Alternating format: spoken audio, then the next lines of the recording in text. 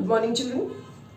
Children, in the last class, we were studying about covalent compounds, or you can say covalent molecules, which are formed due to the sharing of electrons.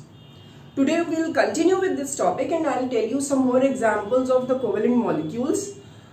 But before we come to the examples, I want to discuss two very important words with you.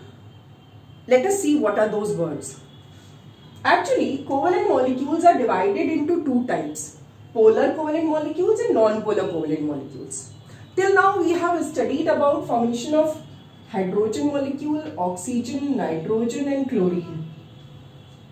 We'll be studying more further. So, as I told you in the formation of hydrogen molecule, that hydrogen has one electron. It has to complete its duplet to attain the nearest noble gas configuration, that is of helium. So, it will share one more electron with another hydrogen. Both the hydrogens, after sharing of one electron, they will be having their duplet complete and they will be coming together to form a molecule. Now here, both the atoms are same, of same element. Means their ability to attract the shared pair of electron amongst themselves is similar. So the shared pair of electron will be at equidistance, or you can say it is equally distributed between the two hydrogens. It is not like this shared pair of electron is shifted more towards one hydrogen and away from another hydrogen. No. This shared pair of electron is equally distributed between the two, or at equidistance from both the hydrogen atom. So such molecules where the shared pair of electron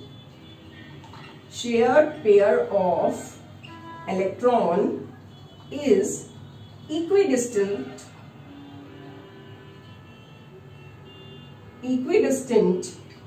from two combining atoms, they are known as non-polar covalent molecules. Shared pair of electron is equidistant, or you can say equally distributed. So they are known as non-polar. Oxygen, nitrogen, chlorine also, they are having two similar elements. Oxygen has two oxygen atoms, nitrogen has two nitrogen atoms, chlorine molecule has two chlorine atoms. So they will be equally attracting the shared pair of electron and thus they all are non-polar. Now we are first discussing about polar covalent molecules and then I will come back to this again. So one example of polar covalent is HCl. Let us see how is HCl molecule formed. H has one electron in its outermost shell. It needs one more to complete its duplet. Chlorine has 1, 2, 3, 4, 5, 6, 7 electron. With 7 electron, it also needs one only to complete its octet. So what will hydrogen and chlorine do? They will share one electron and thus there will be one shared pair of electron between them. And like this, hydrogen's duplet is completed and chlorine's octet is completed. And they come together and they form a covalent bond between them. Now here, this shared pair of electron. Chlorine is a molecule which has more attraction than hydrogen for shared pair of electron. So what happens, this shared pair of electron which hydrogen and chlorine are sharing, since chlorine has more attraction for the shared pair, this shared pair is shifted more towards chlorine and away from hydrogen.